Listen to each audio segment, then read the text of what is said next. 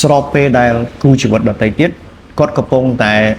ជួបនៅបញ្ហាអ្នកខ្លះអាចឈានដល់ការប្រើប្រាស់អំពើហិង្សាចាបងឆ្លោះគ្នាពាក្យសម្ដីធ្វើឲ្យដៃគូរបស់យើង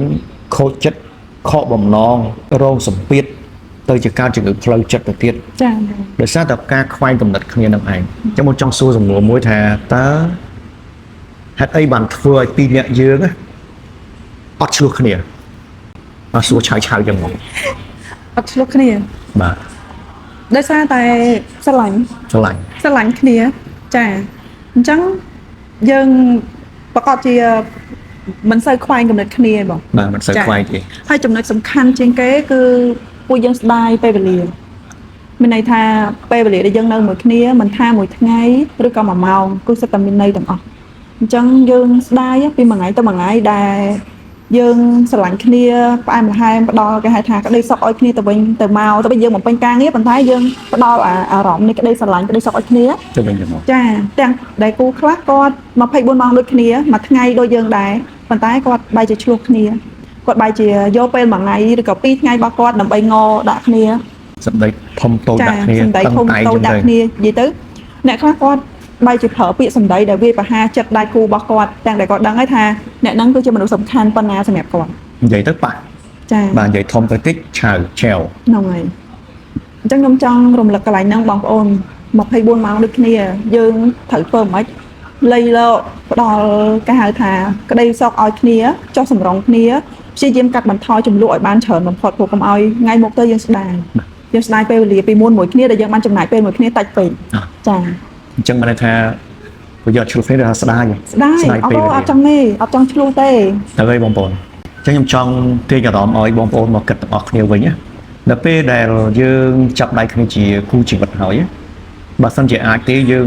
24ម៉ោងដូចគេដូចឯងជិះវៀងរាល់ចំណុចដែលអាក្រក់មិនល្អវាជារឿងមួយដែលធ្វើឲ្យខាតសម្រាប់បងប្អូនទាំងគ្នាដោយលើកឧទាហរណ៍មកអញ្ចឹងថាពេលនេះគឺអត់ដែលឆ្លោះសម្ដីលឺឲ្យអ្នកដទៃដឹងទេព្រោះតាំងពីដើមមកគឺយើងអត់ឆ្លោះគ្នាហ្មងយើងមានតែស្រឡាញ់ហើយនឹងកែតម្រូវស្របពេលដែលគូជីវិតដទៃទៀតគាត់កំពុងតែជួបនៅបញ្ហាអ្នកខ្លះអាចឈានដល់ការប្រើប្រាស់អំពើហិង្សាចាបងឆ្លោះគ្នាពាក្យសម្ដីការដែលយើងប្រើប្រាស់ពាក្យទៅពោះបោះបោកធ្វើឲ្យដៃគូរបស់យើងខូចចិត្តខកបំណងពេលខ្លះគាត់អាចរងសម្ពាធទៅជាការជំងឺផ្លូវចិត្តទៅទៀតចា៎ដោយសារតែការខ្វែងគំនិតគ្នានឹងឯងអញ្ចឹងខ្ញុំសូមសំណូមពរថាបើសិនជា24ម៉ោងដូចគ្នាបងប្អូនកាត់បន្ថយឬក៏បញ្ឈប់រាល់សកម្មភាពដែលបងប្អូនគិតថាធ្វើទៅវាអត់ចំណេញសម្រាប់ដៃគូ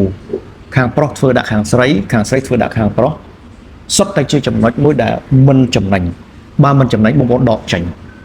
បើវាខាតបងប្អូនត្រូវតែធ្វើម៉េចបំពេញបន្ថែមវាមិនពិបាកទេមនុស្សស្រឡាញ់គ្នាយើងស្វែងរកចំណុចល្អចំណុចដែលមិនពេញចិត្តរបស់ដៃគូយើង complete ឲ្យគ្នាទៅវិញទៅមកទៅមិនយូរមិនឆាប់ទេរឿងហ្នឹងវានឹងត្រឡប់មករកភាពល្អប្រសើរចា៎កុំឲ្យពេលដែលយើងមានអារម្មណ៍ថា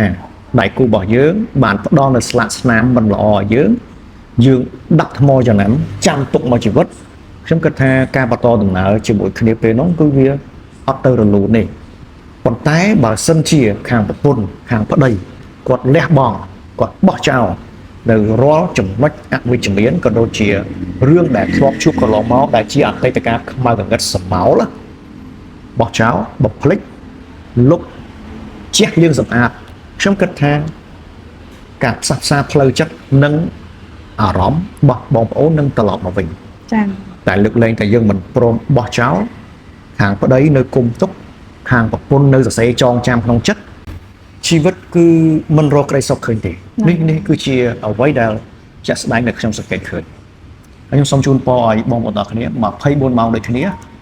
ត្រូវប្រើពេលវេលាឲ្យបានត្រឹមត្រូវព្រោះស្ដាយណាស់ចា៎បងមួយថ្ងៃទៅមួយថ្ងៃបើកទឹកភ្នែកដល់ពេលល្ងាចបិទទឹកភ្នែកដល់ពេលភ្លឺប៉ុណ្ណាអរគុណច្រើន